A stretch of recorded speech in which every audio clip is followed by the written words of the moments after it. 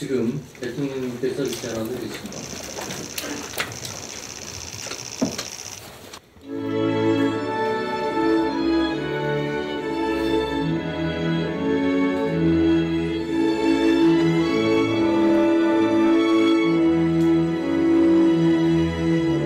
대통령님께서 개선언과 함께 모두 말씀을 하시겠습니다.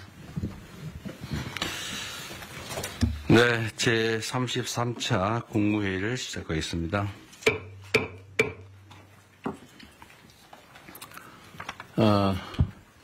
가만있어 보자. 제가 모두 말씀을 드리기 전에 이번에 전임 국무위원들은 다 바뀌었고 지금 임명되지 않은 국무위원 몇 분을 뺀 새로운 국무위원들이 다 오셨는데 전에 인사말 하지 않으신 다른 분들도 좀 하고 시작할까요? 네, 그렇게 합시다. 전에 인사하지 않으신 분들부터 여기서 가면서 할까요? 네, 제 기준으로 누구부터 할까요? 전에 안 하신 분. 해양수산부 장관님부터 그럼 해주시겠습니까? 대한민국의 지속적이고 안정적인 성장이 가능할 수 있도록 열과 성을 다해서 일하겠습니다. 고맙습니다. 국가가 일하는 방식에 대해서 국민들 기대가 큰 것 같습니다. 저도 최선을 다하겠습니다. 감사합니다. 그 산업과 기업의 시작점에 있었습니다. 중기부의 모든 정책들이. 그래서 그런 정책들이 거의 모든 부처와 관계되어 있기 때문에 앞으로 자주 찾아뵙고 말씀 많이 듣고 그리고 협조 요청드리겠습니다. 잘 부탁드립니다. 바라보는 시선이 달라야 도달하는 목적지가 다르다고 생각합니다. 말고비를 확실히 잡고 우리 군의 개혁을 이끌어내겠습니다. 그 국방일보에 장관님 취임사를 편집을 해가지고 주요 핵심 메시지는 빼버렸다 그러던데 기강을 잘 잡으셔야 될 것 같습니다. 네, 심각합니다. 국방부 장관이 한 취임사를 편집을 해서 내란 언급은 싹 빼버렸다더라고요. 네. 그리고 혹시 송 장관님은 전에 말씀하셨던가요? 안 했죠? 여기도 신임입니다, 신임. 네, 한 말씀 하시죠. 새로운 각오로. 소통과 신속과 그런 수단을 통해서 성과를 최대한 내겠습니다. 이야기를 하고 싶었는데 제가 마음에 먹고 있던 걸 총리님이 취임사에서 그대로 쓰셔서 제가 깜짝 놀랐습니다. 그래서 같은 마음으로 우리 정부의 성공을 위해서 그리고 국민들의 그 삶이 조금 나아지도록 그리고 우리 농업인들의 삶도 조금 더 나아질 수 있도록 제가 할 수 있는 최선의 역량을 발휘하겠습니다. 어업인, 축산인, 임업인도 잘 챙겨주시기 바랍니다. 네, 다 같은 마음으로 또 새롭게 잘해주시기 바랍니다. 네, 지금 민생회복 소비 쿠폰이 지급돼서 시중에서 사용되고 있는데 이게 일주일 만에 80% 국민들께서 수령을 하셨다고 합니다. 이게 비교를 해보니까 2020년에 긴급재난지원금을 지급했을 때 같은 기간에 비교했을 때 24%포인트 더 높다고 합니다. 이거는 사실 우리 국민들께서 얼마나 이 소비 쿠폰을 기다려왔나라는 것을 보여주기도 합니다. 혹여라도 지급 대상에서 누락되는 일이 없도록 소외되는 분들이 없도록 잘 챙겨주시길 바랍니다. 지방정부의 역할이 매우 중요하다는 말씀도 드립니다. 그리고 우리가 이 과정에서 하나 좀 되새겨봐야 될 것이 언제나 행정을 하는 데 있어서는 공급자인 우리 또는 공무원들의 행정 편의 이런 위주로 생각하면 안 된다는 것입니다. 이게 모두가 행복하자고 하는 일이 누군가에게 엄청난 좌절감, 소외감, 상실감을 주기도 합니다. 뭐 카드에 금액을 표현한다든지 이렇게 해서 내가 기초생활 수급자구나 라고 하는 게 드러나는 게 얼마나 고통스럽겠습니까? 그럼 배려죠. 어쨌든 그래서 이런 걸 경험 삼아서 행정은 나라의 주인인 국민을 중심으로 행정 수요자를 중심으로 사고해야 된다. 실행해야 된다는 점을 다시 한번 생각하면 좋겠습니다. 기후변화 때문이겠지만 폭우에 이어서 폭염이 심각합니다. 온열 환자가 지난해에 약 3배인 2,400명을 넘어섰다고 합니다. 폐사 가축수도 지난해 10배, 100만 마리를 넘어섰다고 합니다. 관련 부처에서 이게 국가적 비상사태다라는 각오를 가지고 가용 인력 예산, 역량을 총동원해서 피해를 최소화해 주시기 바랍니다. 취약계층 지원이나 특히 야외에서 일하는 노동자들에 대한 보호, 추가의 농가 피해 예방, 또 물가 안정을 위해서 최선을 다해 주시기를 다시 한번 당부드립니다. 그리고 제가 어제 보니까 포스코 ENC라는 회사에서 올해 들어서 5번째 산재 사망 사고가 발생했다고 합니다. 5명이 올해 돌아가셨다 그 말입니다. 일하러 갔다가. 이게 있을 수 있는 일입니까? 살자고 돈 벌자고 간 직장이 전쟁터가 된 거 아닙니까? 어떻게 동일한 사업장에서 올해만 5명이 일하다 죽을 수 있습니까? 며칠 전에도 보니까 무슨 상수도 공사하는데 맨홀을 들어갔다가 또 2명인가가 질식 사망했다고 합니다. 그 이전에 며칠 전에 또 보니까 무슨 큰 통에 그걸 수리하러 들어갔다가 또 질식 사망했다고 해요. 뭔가 폐쇄된 공간에 일을 하러 들어가면 질식 사망하는 사고가 많다는 건 국민적 상식인데 어떻게 그걸 보호장구 없이 일을 하게 합니까? 사람이 누군가를 위해서 어떤 사업자를 위해서 일을 하다 죽는 것 그에 대한 감각이 없는 건지 사람 목숨으로 여기지 않고 무슨 작업 도구로 여기는 게 아닌가 그런 생각이 들 때가 있습니다. 나와 내 가족이 귀한 것처럼 일하는 그 노동자들도 누군가의 가장이고 누군가의 가족이고 누군가의 남편이고 누군가의 아내이고 그렇습니다. 똑같은 장소에서 똑같은 사고가 발생하는 것은 똑같은 방식으로 특히 사망하는 것은 충분히 예상할 수 있는 일인데 이 예상할 수 있는 일들을 방어하지 않고 사고가 나는 것은 결국 죽음을 용인하는 거죠. 아주 심하게 얘기하면 법률적 용어로 미필적 고의에 의한 살인 아닙니까? 죽어도 할 수 없다. 뭐 죽어도 어쩔 수 없지. 이런 생각을 한 결과가 아닌가 하는 생각이 들어서 정말로 참담합니다. SPC가 8시간 이상의 야간 장시간 노동을 없애기로 했다고 합니다. 늦었기는 하지만 다행인데 말씀을 하셨으니 꼭 지키기 바랍니다.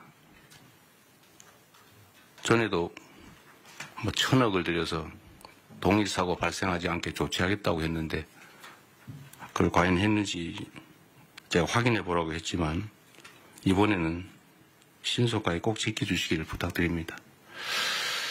그런 얘기가 있죠. 사람은 기계가 아니다. 노동자도 사람이죠. 12시간씩 밤에 그것도 주야 막교대로 이어서 일한다는 게 쉽지 않습니다. 어쨌든 이런 후진적인 산재를 영구적으로 추방해야 합니다. 연간 1,000명에 가까운 사람들이 일하다 죽는다고 하는 게 이게 있을 수 없는 일이죠. 대한민국이 명색이 10대 경제강국에 5대 군사강국, 문화강국이라고 불립니다. 그리고 세계 최고를 자랑하는 민주주의 국가죠. 일하다 죽는 일이 최소화될 수 있기를 바랍니다. 안전이라고 하는 거는 당연히 해야 될 의무지, 이걸 비용으로 생각해서 아껴야 되겠다 이렇게 생각하면 안 되죠. 돈보다 생명이 귀중하다는 생각을 모든 사회 영역에서 우리 모두가 다시 한번 되새겨보면 좋겠습니다. 물론 이럴 때는 여러 가지 원인들이 있죠. 원청, 하청 관계. 공사 현장에 가보면 하청을 한 번만 하는 게 아니고 하청의 하청, 하청의 하청의 하청, 하청의 하청의 하청의 하청. 그래서 4번, 5번씩 하청이 되면서 원 도급 금액의 절반 정도로 실제 공사가 이루어지니까 안전시설이나 안전조치를 할 수가 없어요. 이거 법으로 금지된 건데 방치되어 있지 않습니까?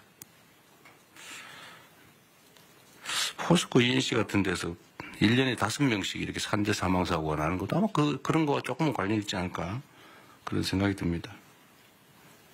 한번 가봐야 되지 않을까 싶은 생각이 들고요. 이 산재 사고, 특히 사망사고에 대해서는 좀 오늘은 우리 국무회의에 의제로 미리 제가 고지를 해드렸는데 이게 어느 한 부처만 노력해서 될 일이 아닙니다. 한번 각 부처가 준비한 게 있으니까 공개적으로 요거는 한번 안건 논의 전에 토론을 한번 했으면 싶어요. 준비하신 게 있으니까 지금부터 시작을 하면 좋겠습니다. 어쨌든 이런 노력을 기반으로 올해가 산재 사망 근절 원년이 될 수 있으면 좋겠습니다. 좀 그래프가 사망이 계속 유지되거나 늘어나는데 꺾이는 그 원년이 되었으면 좋겠다는 생각을 가지고 오늘 토론을 한번 시작해 보도록 하겠습니다. 제가 진행을 할 테니까요. 준비된 게 있으시면 요거 토론부터 먼저 하도록 하겠습니다. 누가 준비하시죠? 고용노동부 장관님. 네네. 네, 고용노동부 장관입니다. 요약해서 자료가 있으니까.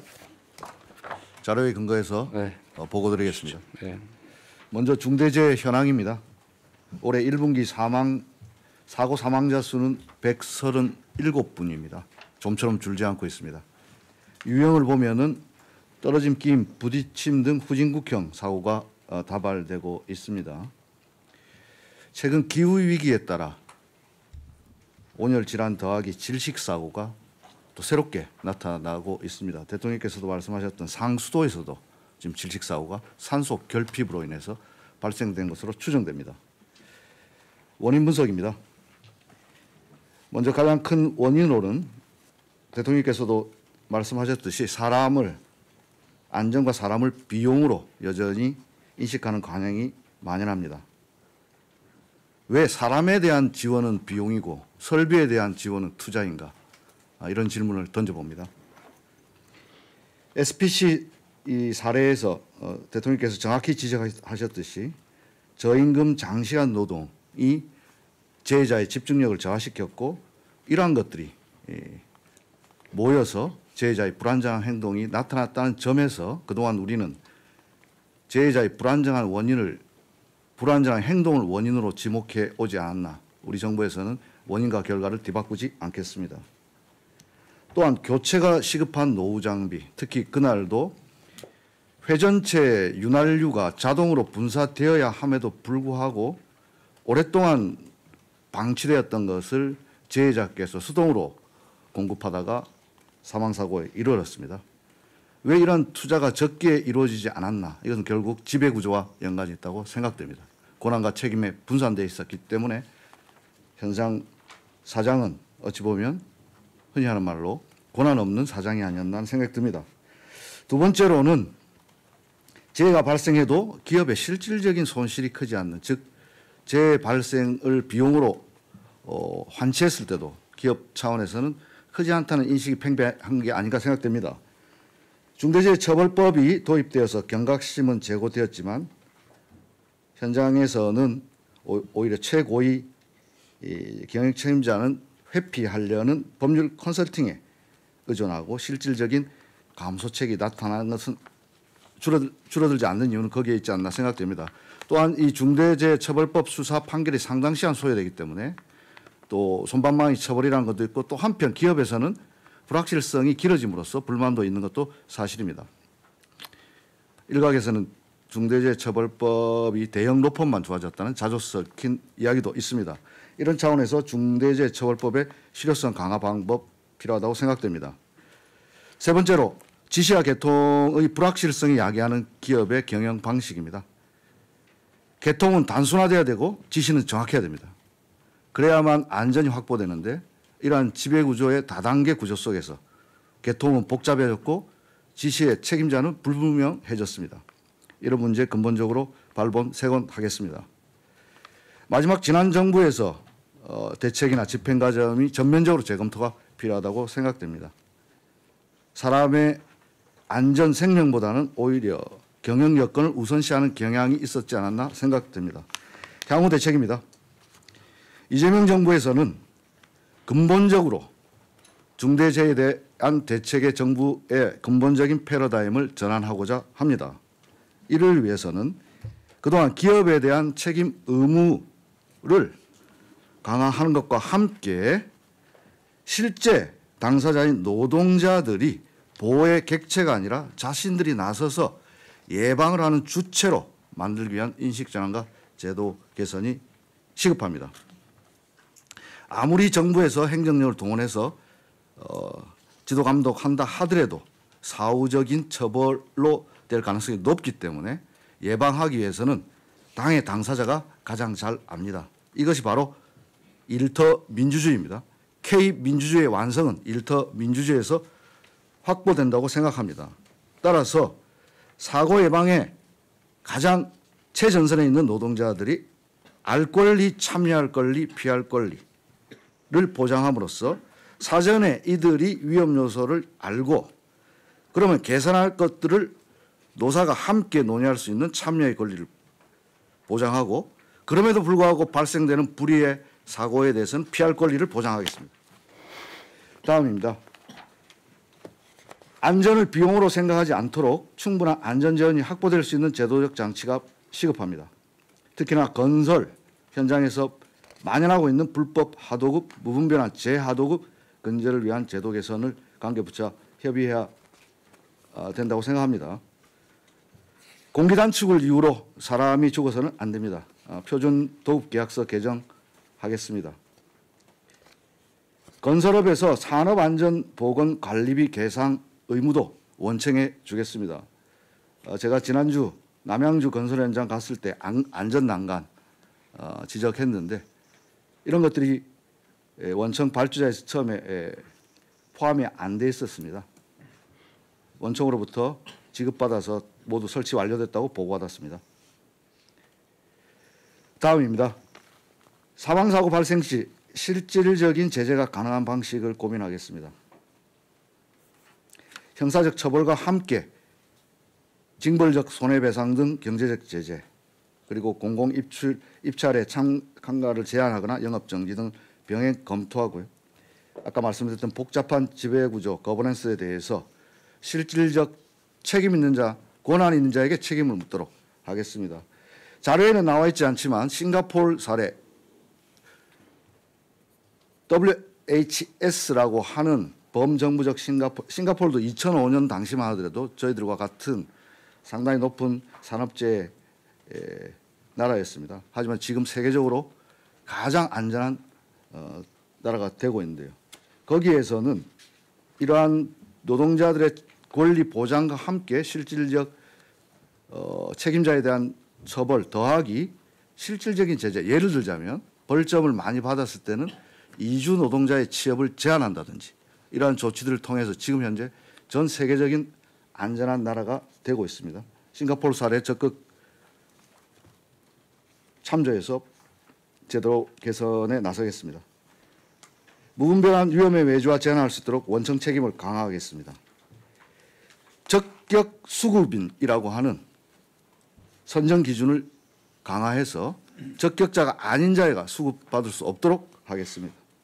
특히 공공부문부터 위험작업 재하도급을 금지하고 불가피하게 할 때는 반드시 승인을 실시하도록 신설을 하겠습니다. 마지막으로 대통령께서 지시하신 산업안전감독관 증언 지방자치단체와 협업을 잘 진행하되 단순한 숫자 증가만 그치지 않고 이들에게 실질적 권한과 함께 책임을 뒤에 병기시킴으로써 실질적인 산업안전 지도가 될 수 있도록 하겠습니다. 예컨대 근로감독관들이 지금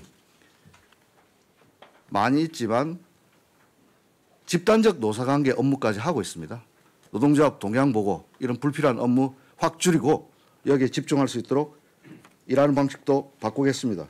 대통령께서 SPC에서 특공대가 되어야 된다고 지시하셨는데 특공대 만들어서 예를 들어서 실무 경력을 가진 퇴직자와 신규자를 2인 1조로 해서 이른바 노동안전 투캅스 만들어서 계속 페트롤카를 돌리고 불시에 점검할 수 있도록 하겠습니다. 이상과 같이 대책을 보고 드리고 관계 부처와의 내용은 자료 참조해 주시면 되겠습니다. 이상입니다.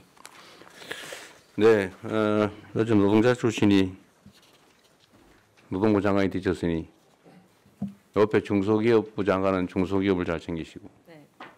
산업부 장관은 기업들을 잘 챙기시고 자 그런 방향으로 갑시다. 그래서 가는데 일단은 각 부처가 준비한 거 얘기하기 전에 꼭 준비 안 했던 부처라도 말씀을 하셔도 됩니다. 자중간에 이게 옛날에 제가 어릴 때 올리버 트위스트라는 소설책을 본 일이 있는데 그 어릴 때는 몰랐는데 나이가 들어서 알고 보니까 그게 소년 노동의 잔혹함을 풍자한 책이었어요.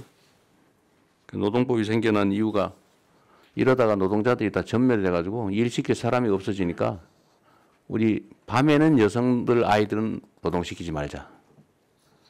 또는 뭐 13살 이하는 쓰지 말자. 키우자. 그렇게 해서 노동법이 생겨났다고 하잖아요.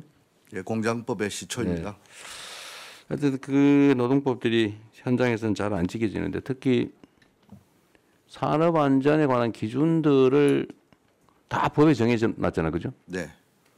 추락 방지 시설이니 뭐니 뭐 온갖 뭐 예를 들면 폐쇄 공간에 들어갈 때는 뭐 호흡을 다 해야 된다 뭐 온갖 게 다 있는데 그거 다 안 지켜서 다 나는 사고들이죠. 거의 대부분이. 거의 대부분이 그렇습니다. 예. 그거 안 지킨 이유는 돈 드니까. 예, 비용입니다. 비용 드니까. 예, 원청에서 안 주니까. 근데 이게 아주 단순한데 그 비용을 아끼는 게 이익이니까 계속 아끼겠죠. 근데 만약에 이걸 아꼈는데 보험 원리상 비용이 나중에 지출해야 되는 대가가 이것보다 훨씬 더 크더라라고 하면 절대 이러지 않을 거예요. 그죠? 그렇습니다. 그건 뭐냐면 결국은 제재나 대가가 너무 약한 거죠. 그러니까 차라리 사람이 죽는 위험을 감수하는 게 이익인 사회인 거죠.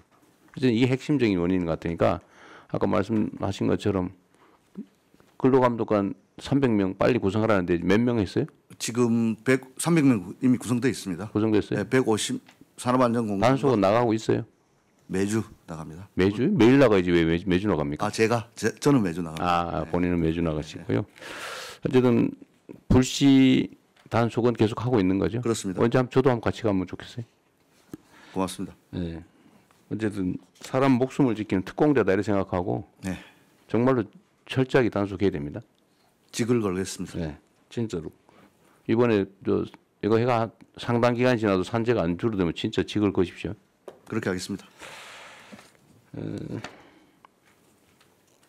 보호의 객체에서 예방 주체로 이거 아주 재밌는 아이디어 같습니다. 그러려면 사실은 노동자들의 단결된 역량이 되게 중요한데 그죠? 네, 노동조합도 조직 방해나 이런 것들은 요새 별로 없는 것 같긴 하던데. 하여튼 아직까지는 그런. 노동자들이 혼자 이런 문제를 해결하기는 어렵기 때문에 같은 입장에 있는 노동자들끼리 연합할 수 있게 단결할 수 있게 하는 게 중요한 과제인 것 같습니다. 노동자들의 조직률은 좀 올라가고 있나요? 지금 현재 12% 어간에서 정체되어 있는. 한 10년 만에 1% 올랐군요. 네, 그렇습니다. 그래도 오른 게 어디인가 싶긴 하네요. 이게 제일 핵심은 그거 같습니다. 실질적 제재. 그러니까 이게 안전 조치를 안 하고 사고가 나면은 안전 조치를 안 함으로써 생기는 이익 비용 절감보다 훨씬 더 큰 지출이 있다. 네. 라는 걸 확실하게 제도화하면 네. 사고 안 나게 미리 열심히 하겠죠. 네. 그래서 결국 그게 문명 국가일 것 같아요. 맞습니다. 이 중대재해처벌법 말씀 잠깐 드리면 중대재해처벌법에 우리가 처음에 아이디어를 얻었던 것이 영국에 제정됐던 기업살인법이라 해서 법인에 대한 제재를 그러긴 한데 이게 저는 재계에서 중대재해처벌법 이거 자꾸 문제 제기하던데요. 네. 사실은 저는 이게 그렇게 실효적인가 하는 의문이 있긴 해요. 네네. 대부분 집행유예 정도로 끝나는 데다가 그 실질적 경영주, 그러니까 이런 안전조치를 하지 않음으로써 이익을 얻는 주체하고 실제 처벌받는 주체가 많이 괴리돼 있죠. 네, 그렇습니다. 예를 들면 실제 이익은 예를 들면 회장이 보는데 그렇습니다. 최대로 해야 사장이 책임지는. 네네. 사장은 실제로 고용인데 네. 그러니까 별로 효과가 없는 거죠. 그래서 실효성 제고 방안을 검토하겠습니다. 근데 이게 저는 형사처벌은 별로 좋은 아주 결정적인 수단은 못 되는 것 같고 맞습니다. 지출이 늘어나게 만들어야 될 것 같아요. 네. 제재도. 네. 그러니까 아까 말씀하신 징벌배상. 네. 그러니까 똑같은 상습적 반복적 사망 사고가 발생한다. 네. 뭐 한 번 우연히 발생한 거라면 모르겠는데 똑같은 현장에서 똑같은 원인으로 똑같은 시기에 똑같은 방식으로 이거는 사실은 거의 고의에 가까운데 이런 경우는 징벌배상을 도입을 하는 것도 한번 고려해 볼 필요는 있죠. 검토하고 있습니다. 아 그래요? 네. 여기 자료에 있는데 갑자기 말씀하셔가지고 여기 지금 보면은- 바로 생각했나? 아니요. 여기 보면은 뒤에 있어요? 네. 알겠습니다. 여기, 예. 그런 거라든지 과징금이라든지 고액의 과징금 사실 경제적 제재를 가해야 실제 예방을 하기 위해 나서지 않을까. 이익과 손실, 자본주의사는 그게 중요하잖아요. 네. 계산이 중요하니까 그것도 한번 고려해야 될 것 같고요. 이제 다른 부처들이 좀 준비한 게 있을 테니까 한번 얘기를 좀 들어보고 또 의논을 마저 하겠습니다. 각 부처가 준비한 건 최대한 좀 요약해서 다 알아들을 수 있으니까 좀 시작하도록 하시죠. 법무부가 먼저 할까요? 예, 순서에 따라 법무부 먼저 하겠습니다. 어쨌든 뭐 중대재해나 산재 관련해 갖고 국민 일반의 감정 신속하고 엄정한 수사 처벌을 원하고 있습니다. 현재 실태를 확인해 보니까 최근에 중재법으로 처리된 30건에 관련해 갖고요. 수사 단계에서 검찰 송치까지가 한 418일 걸렸습니다. 검찰에서 기소까지가 200일이 걸렸습니다. 600일이 넘어가기 때문에 국민 일반들의 정서와는 상당한 거리가 있는 것 같습니다. 원인은 뭐 아시는 것처럼 기업의 보건 안전 시스템 전반을 좀 살펴야 되고 실질적인 지배 구조가 어떻게 되어 있는지 이런 것 때문에 뭐 다량의 압수이라든가 사건 관계가 굉장히 많아서 굉장히 지연되는 측면도 있고요. 그다음에 법 시행 초기라 여전히 법원의 판례라든가 수사의 어떤 기법에서 좀 미진한 부분이 있는 것 같습니다. 그래서 저희 법무부에서는 대검에서 전담검사 지정해갖고 초기부터 노동부라든가 관련 유관 기관들이 협의해갖고 쟁점과 수사 방향을 갖다 정리해갖고 좀 더 신속하게 수사할 수 있게 좀 지도하고 있습니다.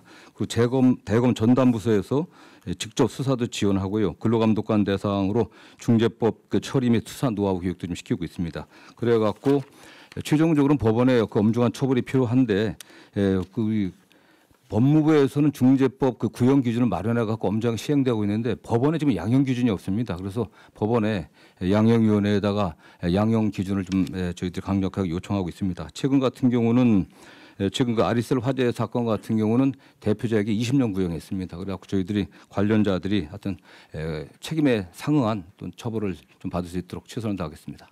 아리셀 20년 구형하시는데 그 아리셀의 사망자가 몇 명이죠? 지금 23명으로 23명이 사망했어요. 그 지금 기준에 의하면은 지금 사망자 1인당 징역 2년 6월에서 4년 정도로 설정되어 있는데요.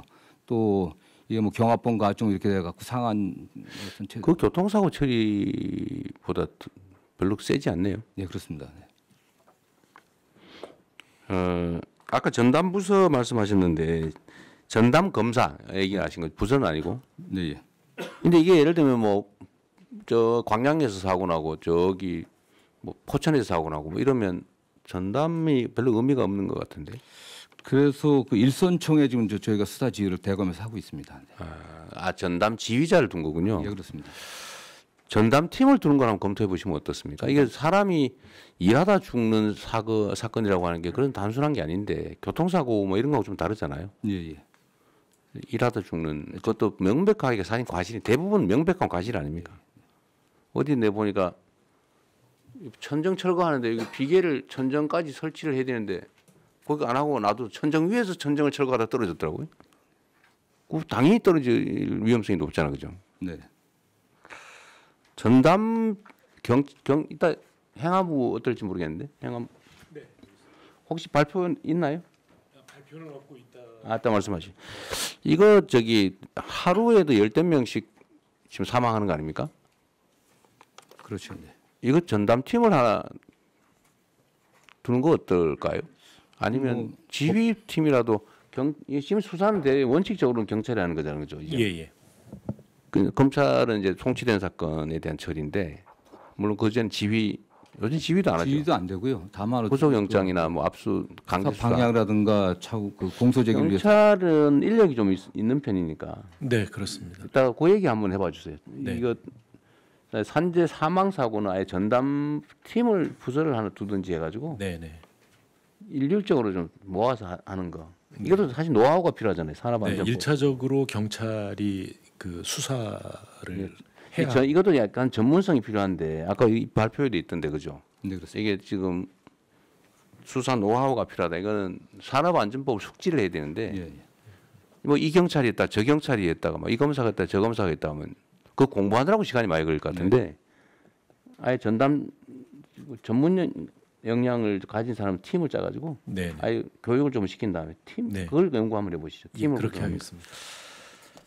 그다음에 법원에 양형 기준 요청을 하는 거는 이거 뭐 우리가 뭐 직접 얘기하기는 좀 어려운데 법무부가 좀 법무부에서 같이 협의를 한번 하시죠. 예, 그렇습니다. 네, 다음 산업부.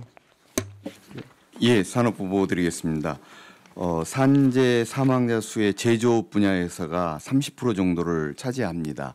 세부 업종별로 보면 열처리나 주단조와 같은 뿌리 산업이 제일 많이 나타나고 있고요. 그 다음에 석유화학, 자동차 부품을 포함한 자동차 분야, 기계 산업 순위입니다. 저희 산업부는 고위험 업종을 중심으로 한 AI 등을 활용한 산재 예방 쪽에 주력을 하고 있습니다. 첫 번째, 산업 AI 기반 제조 안전 시스템 개발을 올해부터 29년까지 해서 고위험 업종 포함 10개 업종에 대한 안전 시스템을 개발을 하고 있습니다. 이러한 시스템이 개발이 되면 이 10개 업종의 기업들이 활용할 수 있도록 조치를 하고자 합니다. 두 번째는 산업단지에 대한 관리를 산업부가 맡고 있어서 이 산업단지 내의 안전관리 문제입니다. 산단 내에 고위험 지역에 대한 IoT 인프라 활용 예방 시스템을 구축을 하고 있습니다. 이러한 화학물질, 유해 화학물질에 대한 누출 감지 솔루션이나 사족 위험 지역에 대해서는 사족 보행 로봇이 투입될 수 있게 하거나 또는 예방 감시를 드론을 통해서 활용할 수 있는 방안들을 강구를 하고 있습니다. 마지막으로는 이러한 안전 환경 구축이 산업계 측에서 이루어질 수 있도록 특히 중소조선사나 산업단지 내에 중소 중견기업 대상으로 하는 안전 컨설팅 또는 안전 디자인을 구축해주는 지원 사업을 추진하고 있습니다. 네, 수고하셨고요. 이런 건 뭐 잘 해주시고 제 산업부는 특별히 하나 좀 부탁을 드리고 싶은 게 있는데 예. 어쨌든 대한민국의 주요 기업들을 관할하고 계시잖아요. 예.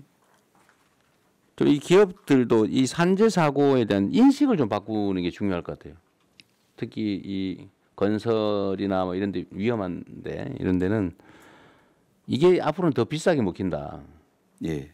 이거 엉터리 관리하면 더 많은 지출을 하게 된다는 사실들 충분히 숙지하게 하고 또 한 가지는 이게 노동 생산성하고 관계가 있는데 물론 뭐 그분들이 더 전문이긴 하겠지만 이렇게 열악한 환경에서 일을 막 강제로 시켜서 사고가 날 상황, 빈발할 상황이 되면 자발성이 떨어지잖아요. 사실 충성도가 떨어져서 거의 생산성이 크게 도움이 안 될 것 같은데 좀 그런 연구들은 좀 하고 있나 모르겠어요.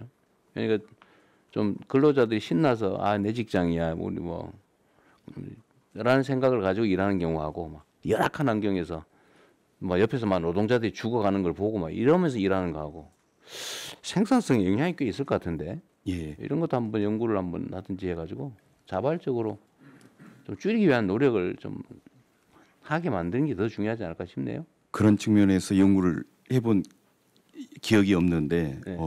말씀처럼 좀 저는 영향이 있을 것 같아요. 그리고 또 한 가지는 이런 거 산업재해에 대한 단속 강화나 이런 얘기를 하면 기업 측이 되게 섭섭하게 생각하는 경향이 있을 것 같은데 예. 어쨌든 이 정부는 이런 걸 철저하게 관리는 하되 기업 활동에 지장이 없거나 좀 더 원활한 기업 활동이 가능하도 뭐 규제 완화 합리화든지 아니면 기업 활동에 대한 지원이든지 뭐 이런 건 정말 열심히 할 테니까요. 예. 이제는 노동자들을 막 쥐어 짜가지고 돈을 버는 게 아니고 기술 개발이라든지 시장 개척이라든지 새로운 사업 아이템을 발굴하든지 이런 데 정부가 지원을 할 테니 좀 그런 데 주력해 주면 좋겠다. 이렇게 좀 해주면 좋겠어요. 예, 인식적으로 할 수 있는 방안을 강구하겠습니다. 총리 뭐 하실 말씀 있으세요? 마이크 켜고 하십시오. 안전사고가 동일 업종 내에서 안전사고가 많이 나는 업장과 그렇지 않은 업장의 혹시 생산성이 어떠한가를 비교한 거는 체크가 금방 가능할 것 같으니까 연구소 국제연구소하고 같이 좀 바로 네, 네, 그리 조치하겠습니다. 대통령님 금방 말씀 주신 것과 관련해서 국제연구에서는 약 2점에서 2.4배 정도 오히려 노동 생산성이 올라간다는 비교가 있으니까 뭐가요? 어떻게 하면? 안전에 대한 투자가 갔을 때 노동 생산성이 올라간다. 이미 그런 자료가 있어요. 있습니다. 예. 근데 괜히 쓸데없는 소리 했네. 네. 국내에는 없는데 국제적인 기준으로 있습니다. 그런 거라도 어쨌든 공유라도 하면 좋겠네요. 네. 예, 그렇게 하겠습니다. 대통령 사소한 거 한 말씀. 말씀하십시오. 이 법 이름이 중대재해처벌법이잖아요. 예. 제목은 너무 세고 내용은 처벌은 별로고. 솜방망이고 그렇습니다. 그리고 처벌 자체가 목적이 아니어서 중대재해를 예방하자는 게 목적인데 제목이 처벌법이니까 그 기업의 반감이 회장들이 많군요. 그 제목에 대한 반감이 꽤 큽니다. 그래서 저는 중대재해 예방법으로 제목은 바꾸고 그 내용적으로 그 예방을 강화하고 예방을 못한 것에 대한 처벌 규정을 세게 하고 이렇게 전체 체계를 좀 바꾸면 어떨까? 사실은 산업안전보건법이 예방법이죠. 예, 근데 이제 그걸 통합하기는 좀 어려운데. 네, 대통령님 제가 좀 말씀드리면 말씀하신 것과 같이 우리 부 소관은 산업안전보건법이고 중대재해처벌법은 형법이라서 그 법무부 소관입니다. 물론 그렇죠. 네, 그렇다 보니까 명칭이 좀 그런 것입니다. 취지는 사실은 맞는 지적인 것 같아요. 이게 중대재해처벌법 처벌 사실 매우 네거티브한데 예방으로 하고 예방에 일정한 성과를 내면은 뭐 인센티브를 준다든지 사실 이런 방식으로 하는 게 훨씬 더 문명적이긴 한 것 같네요. 그건 노동부에서 한번 연구를 한번 해보십시오. 예, 그렇게 이게 하겠습니다. 실제로는 억압해 가지고 효과가 크지 않거든요. 네. 예. 다음 국토부 하시죠. 국토부가 이게 관련 분야가 많아가지고. 네. 저희가 드린 자료는 국토부의 일반적인 내용이고 사실은 저희가 논의하고 있는 법률과 관련해서 이 자료를 못 올렸습니다. 저기 통령님께서 네네. 네. 알겠습니다. 네. 저희 그 보고 자료를 보시면 이제 건설 분야나 도로 분야, 철도, 항공, 뭐 교통, 물류 분야에 대한 일반적인 사고와 국토부의 이제 나름대로 대처 방안을 이제 설명드린 내용인데 저희가 사실 그 앞서 말씀드린 논의의 핵심 부분을 강화하기 위해서 그 현재 법령적인 작업을 국회하고 같이 좀 협의해서 준비하고 있습니다. 그 자료를 지금 여기 실지를 못해서 제가 구두로 대통령님께 드린 자료의 핵심을 말씀드리면 이제 건설안전 특별법이 지금 지난 21대 김교웅 의원하고 22대 이번에 그 문진석 의원이 발의를 해서 지금 진행 중인 법안인데요. 이게 핵심이 이제 건설 산업 구조를 보게 되면 발주청이 이제 원청이 이제 말씀하신 대로 시공사를 이제 중심으로 해서 도급 비용이 그동안 이제 가산이 됐습니다. 그러다 보니까 이게 설계하고 감리에 대한 책임이 굉장히 약했습니다.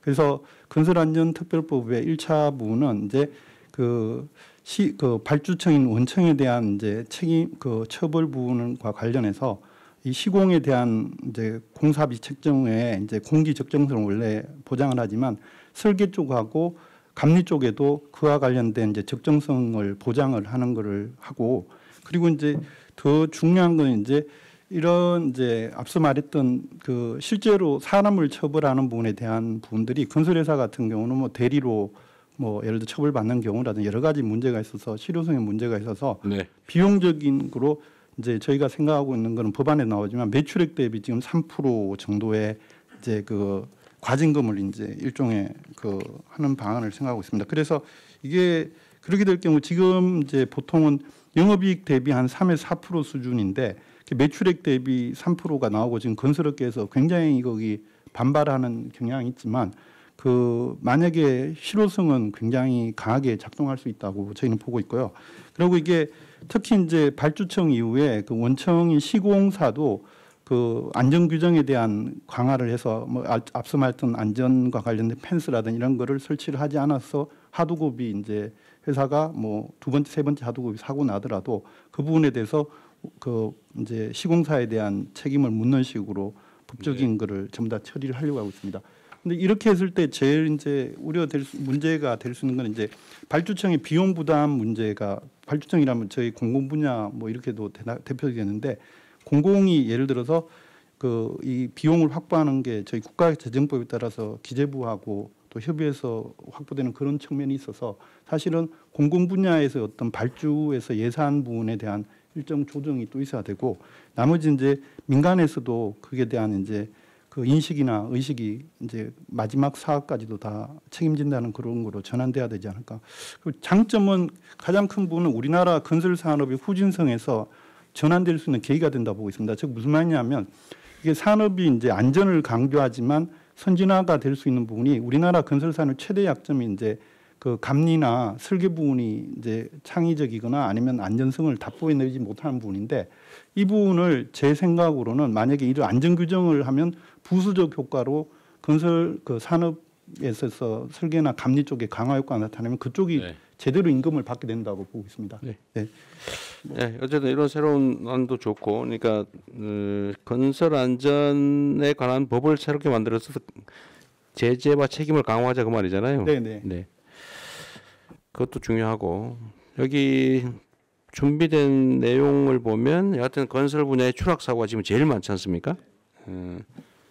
근데 건설 현장의 추락 사고는 산업안전보건법이 정한 기준에 의한 안전시설이나 조치를 안 해서 거의 대부분 발생하죠.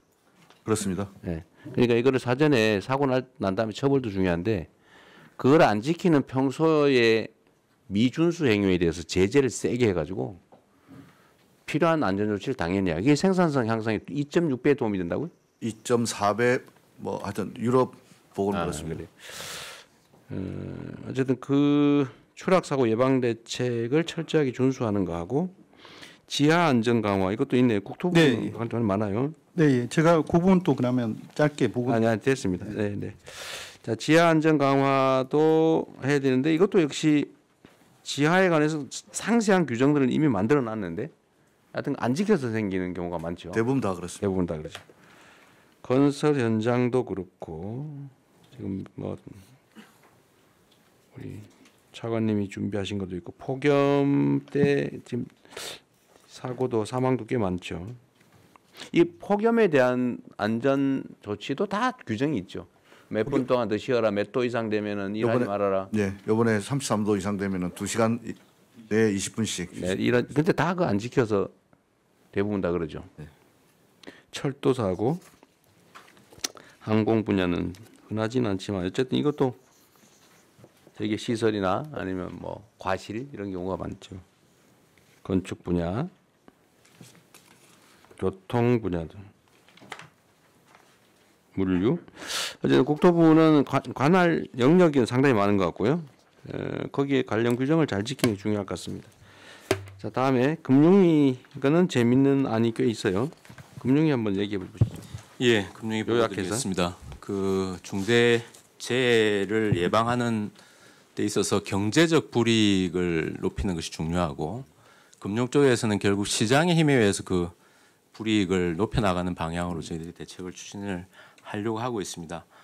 투자 같은 경우에는 지금 상장 기업에 대해서 ESG 평가원에서 ESG 평가를 합니다. 중대재해 같은 경우는 S에 해당되는 항목이 있고 실제로 이제 중대한 사고가 나면은 거기서 감점이 이루어지고 그럼 전체적으로 평가 등급이 떨어짐에 따라서 기관 투자자들이 그걸 참고해서 투자에 반영하는 시스템입니다. 그래서 이 부분을 조금 더 명확히 하거나 강화하는 방향으로 해서 투자 부분에서 이런 부분들이 불이익으로 느껴질 수 있도록 하는 조치들을 강구를 하겠습니다. 두 번째는 대출입니다.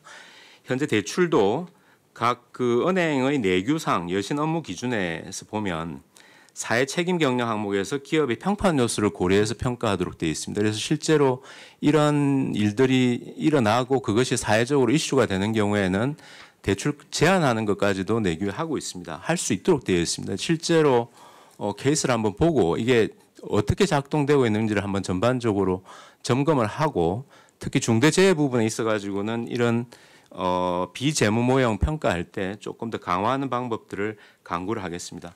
그리고 마지막으로는 잘하는 기업, 그러니까 안전 투자를 좀 더 하겠다고 하는 기업들에 대해서는 정책 금융기관들이 조금 더 낮은 금리 또는 낮은 보증료를 지금 제공을 하고 있습니다. 이 부분도 재원의 문제는 있을 수 있겠습니다만 조금 더 강화하는 방향을 강구하도록 하겠습니다. 이상 보고를 마칩니다. 네, 이 금융리 제한이 아주 재미있는 것 같아요. 실제로는 투자 기준이 되는 여러 가지 항목 중에 지금 요즘 ESG 평가 결과가 되게 영향을 크게 미치잖아요, 그죠? 대형 펀드나 이런 데는 이걸 되게 중시하는 경향이 있는데, 그렇습니다. 특히 글로벌 펀드들은 그런 것 같은데, 이 평가에 이걸 반영을 좀 세게 하자 그 말이죠. 예, 조금 더 이 중대재해 부분이 조금 더 강화될 수 있는 방향으로. 네, 그 사고를 말을 들면 뭐 뻔한 산재 사망 사고가 막 반복적으로 상습적으로 발생한다. 그러면 아예 그냥 그걸 여러 차례 공시를 해가지고 투자를 안 하게 되면 주가가 폭락하게. 예, 실제로 지금 뭐 특정 기업을 거론해서 그렇습니다만 그 문제가 됐던 기업 같은 경우는 평가 등급이 좀 23년을 경우에는 굉장히 낮아졌고요. 실제로 주가가 여러 가지 요인을 봐야 되겠습니다만 처음 사고 난 대비로 주가가 많이 빠져 있습니다. 그 종합 주가 지수는 전반적으로 올라가 있는 상황이라서 그래서 그런 요인들도 좀 작용한 거 아닌가 저희들은 그렇게 생각하고 그냥 있습니다. 자연스러운 현상보다는 어쨌든 ESG 평가를 강화해 가지고 어쨌든 이 아주 정말 원시적인 거잖아요. 규정을 안 지켜서 산재 사망 사고가 상습 발생한다고 하는 거는 대출은 당장 우리가 어떤 조치를 할 수 있는 부분 같은데 이거는 실제 실행 계획을 좀 만들어서 대출 제한이나 뭐 이런 걸 좀 해야 될 거 아니에요. 한번 현황을 한번 보겠습니다. 실제 어떻게 작동하고 있는지 한번 보고 대책을 강구하겠습니다. 기준을 좀 만들어서 대출과 투자에 불이익이 있는 게 상장 회사들은 상당히 큰 타격이 있을 거 아니에요. 이런 경제적 제재를 실제로 해야 효과가 있을 것 같습니다. 처벌도 뭐 효과가 없지는 않은데. 대통령님 행안부 요 마저 하고 할게요. 자 공정위하고 조달청이 있으니까 조달청도 있고 요거 먼저 하고 이제 다른 부처들 의견도 마저 듣겠습니다. 네, 자 공정위 준비한 거 요약해서 간단하게 하시죠. 예, 공정거래위원회입니다. 산업안전 비용을 전가하거나 또는 하도급 대금을 미지급하거나 등은 하도급 업체의 경영 환경을 악화시켜서 결국은 하도급 업체의 중대재해 발생의 구조적 원인으로 작용한다고 보고 있습니다. 산업재해를 예방하기 위해서는 원청이 안전관리의 주체라는 인식이 확고해야 되고 그 책임을 하청업체에게 전가해서는 안 됩니다. 그래서 공정위는 그동안 원사업자가 부담해야 될 산업재해 예방 비용을 수급사업자에게 전가시키는 그런 부당 특약을 금지해 왔고요. 이걸 위반하면은 시정조치 과징금 벌금이 부과됩니다. 그리고 그 부당 특약이 사법상 효력도 없다라는 그런 법률 개정안을 지난 4월에 통과시켰습니다. 그래서 10월부터 시행될 예정입니다. 또한 원청의 안전관리 책임을 명시한 표준 하도급 계약서를 마련해서 적극 홍보 확산해 왔습니다. 건설의 경우에는 대부분의 사업자가 표준 하도급 계약서를 사용 중입니다. 그리고 안전관리 책임이 부당하게 전가되는 사례가 있는지 지속적으로 점검해 왔습니다. 그러나 최근에 사고가 빈발하고 있고 그래서 원청이 이런 비용을 전가하고 있는지에 대한 점검 필요성이 더욱 커졌습니다. 그래서 공정위는 그런 재해가 자주 발생하는 건설 업종을 중심으로 원청이 안전관리 비용을 하청에 전가하는 행위를 집중 조사하고 있습니다. 7월부터 9월까지 집중 조사하고 있는 상황입니다. 법 위반 사항이 확인되면 엄정하게 제재하겠습니다. 또한 하도급 대금이 안정적으로 지급될 수 있도록 하도급 대금 지급 보증 확대 등 종합적인 제도 개선 방안을 마련할 계획입니다. 관련해서 산업재해를 줄일 수 있는 다양한 방안을 마련해서 국민의 생명과 안정을 지키는 데 최선을 다하겠습니다. 이상 보고를 마치겠습니다. 이게 어느 부처가 관련하는지를 잘 모르겠는데 수차 예를 들면 하도급 여러 차례 하는 거 있잖아요. 그 원래 법에 내가 보면 한 차례밖에 안 되는 걸로 알고 있는데 건설업은 한 번밖에 안 됩니다. 그런데 실제로 한 서너 번 하잖아요, 그죠? 네, 그렇습니다. 근데 이거에 대한 제재가 좀 부실해서 그런지 법으로 금지를 해도 없어지질 않아요. 아주 고질적인 문제입니다. 그리고 그 때문에 임금체불 발생하고 똑같은 구조입니다. 임금체불과 산재는. 이거는 공정위에서 좀 단속을 좀 이런 거 공정위 단속 사안인가요? 그건 아니죠. 법이 공정거래위원회 하도급법에 있는 것으로 되어 있지 않습니다. 그래서 저희가 국토부 소관이 불복 하도급 하는 거? 건설업에서는 국토부입니다. 국토부. 예. 불법 하도급 현장 관련은 저희가 관리하고 있는 걸로 알고 있습니다. 아, 그래요? 하여튼 이거 우리가 법으로 정했으면 지키고 못 지킬 것 같으면 그 법을 없애야지. 네. 애매모호하게 어영부영 지키는 사람은 손해, 안 지키는 사람은 이익.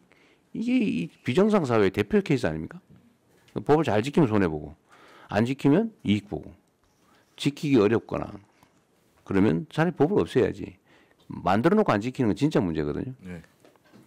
어쨌든 요거는 노동부가 국토부와 협조를 하든지 국토부한테 가서 빌든지 아니면 뭐 술을 사들이든지 뭔 술을 써서라도 하여튼 강력하게 단속하게 하십시오. 그렇게 하겠습니다. 네, 어쨌든 노동부가 주무 부처니까.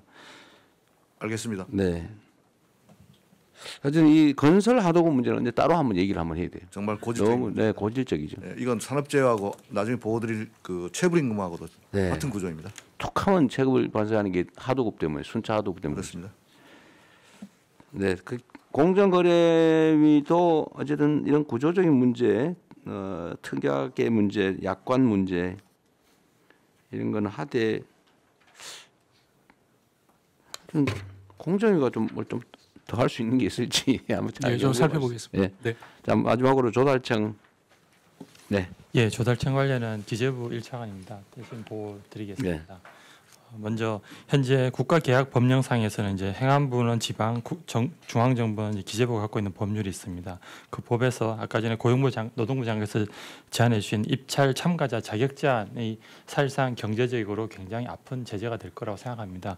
현재 이 입찰 자격 제한에는 중대재해처벌법이 없고 산업안전보건법 위반만 들어가 있습니다. 그래서 이번에 중대재해처벌법 위반 사유도 추가로 할 계획입니다. 그렇게 되면 이제 법률을 개정을 하고 조치를 해야 될 사항입니다. 그래서 구체적인 내용은 고용부랑 협의해서 법 개정을 추진하도록 하겠습니다. 그리고 조달청 안에서 관리하는 것으로서는 낙찰할 때 신인도 평가에 감점을 부여하는 체계가 있습니다. 여기에도 물론 이제 중대재해처벌법 규정이 없기 때문에 그것도 추가해서 감점을 확대하는 방안을 검토하겠습니다. 네, 아주 좋은 생각이네요. 요 현행 법령의 중대재해처벌법 위반 사유를 입찰 제한 사유로 추가하겠다는데 이렇게 하면 안 될 것 같고요. 네. 중대재해 발생 자체를 사유로 해야지 처벌법 위반으로 하면 이게 몇 년 간대잖아요. 예, 이 법률 위반이 확정되기는 너무 오래 걸리니까 표현의 오류인지는 혹시 모르겠는데 중대재해 사망 사고가 발생하면 제한하는 걸로. 예, 제 말씀은 그렇게 되는데 실제 현재 계약법에도 보면 산업안전보건법에 따른 규정을 위반하여 뭐뭐 등에 따른 사망 위해를 가한 자를 제한하게 돼 있어요. 네, 돼 있습니다. 다만 이 경우에 말씀하신 것처럼 이 산업안전보건법 위반인지 결국 중대재해법을 넣더라도 중처법 위반인지를 누군가는 확정을 해야 되는데 그 확정 기간이 현재 노동부로 알고 있습니다. 그래서 그래요? 네, 그래서 그러면 형사 판결이나 이거 전에 이거 중대재해다 이렇게 먼저 판정을 해요? 법의 정의에 중대재해라 함은 그러니까 예, 1인 이상 사망. 그거를 누군가가 이거 중대재해다 이렇게 해줘야 된다. 고용노동부가 이거는 중대재해가 발생했다 이렇게 규정합니다. 아 그래요? 예. 그 수사 전에 처벌 여부는 이제 법원 수사나 나중에 기소 단계에서 하고. 되는 거고. 네. 그러면 노동부에서 이거 중대재해다라고 일종의 하면 그 네. 기업은 여기서 제한이 됩니다. 작업장에 사람이 사망하면 일단 빨리빨리 해줘야 될 거 아니에요? 그렇습니다. 바로바로 하는 네. 시스템은 있어요? 예, 중대재해 발생되면 바로 중대재해는 바로 근데 직보되고. 제재 정도가 낙찰자 입찰 제한의 현재 제재 정도와 앞으로 계획은 어느 정도예요? 현재 법에서 2년으로 하고 그거를 대통령으로 위임을 해놨습니다. 그래서 그런데 사고에 따라 대통령령- 1년 반, 2년으로 이제 중대성에 따라서 규정을 하고 있습니다. 입찰 제한을 한 번 사고 나면 얼마, 두 번째 사고 나면 몇 년, 세 번째 사고 나면 이런 식으로 하는 그런 방법도 검토를 해보고 중복하면 더 제재를 강화하는 거죠. 예, 현재는 사망자 수에 따라서 사망자 수 네. 조금 그 부분도 예, 대통령께서 반복성에 따라서 좀 추가하는 걸 그것도 같이 검토하시죠. 예. 네네. 그런데 이게 조달 사업은 지금 조달 사업이라고 하면 그러면 공사, 물품 구매, 시설, 예. 용역 다. 예, 그런 걸 다 포함하고 있습니다. 네, 이거 사망과- 관리를 좀 잘하면 그런데 이렇게 하면 이거 제대로 하면 사실 건설회사 상당 부분은 입찰 제한이 됐었을 것 같은데 실제로 좀 된 데 있어요? 지금까지는 중대재해처벌법은 포함 안 돼 있어가지고 저희들이 지금 기재부에 건의해놓은 하겠다. 상황입니다. 네네. 아 계획? 예, 중처법이 없습니다. 현재 반영이 안 돼서 반영을 하겠다는. 아 하겠다고. 아 지금 하고 있다는 게 아니고 아 현재는 향후 대책으로 대책을 대책으로 인원수로 했는데 아 이걸 중복성에 따라서 추가하겠다고 말이에요? 아닙니다. 현재는 산안법 위반만 들어가고 있는데 법을 고쳐서 중처법 위반도 추가를 하고. 산안법 위반은 결과와 관계없이 네네. 그렇죠. 그러면 사망 사고가 발생을 하면 네. 그렇죠. 그 기준을 만들어서 산업안전보건법 위반을 지금 사유로 했는데 예, 현재는 있고요. 근데 지금 결과를 중처법 가지고 위반, 판단하자. 예, 예. 중처법 위반 사유도 추가하겠다는 내용. 좀 세게 하십시오. 예, 법 개정. 몇 번 막 걸리면 아예 그냥 정보 공사를 못하게. 예, 이거는 아예 자격이 제한되는 거예요. 그러니까 2년간은 뭐 아예 몇 번 2년 하는데 또 걸리고 그러면 아예 그냥 한 서너 번 두세 번 걸리면 아예 못하게. 아, 예, 그것도 같이 검토하겠습니다. 아니 그 제가 왜 이 얘기를 하냐면 지금 여기 발표가 이제 마지막이라 없는데 원래 그 규정을 위반하면 인허가를 취소 정지시키는 경우가 가끔 있잖아요. 네.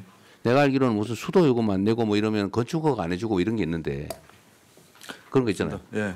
우리 이거 누가 담당하지? 그런 제도가 있는데 우리 법제처 잘 모르세요? 그런 거 있어요. 그러니까 뭐 어떤 걸 위반하면 인허가를 취소 또는 정지시키는 그런 제재가 있습니다. 그게 그래서 이런 중대 사고가 많이 나면 건설 면허를 가지고 사업을 하다가 중대 사고가 반복적으로 발생한다 그러면 영업 허가를 취소해 버리는 게 맞지 않나 싶어요. 자격 없는 거 아닌가요? 대통령 정책시장입니다. 네. 모든 행정법의 인가와 이제 취소 요건에 보면 전부 이제 사유가 있는데 사유 중에서 아마 이제 여기에 이제 얼마나 중하게 들어가 있냐 이 차이인 것 같은데요.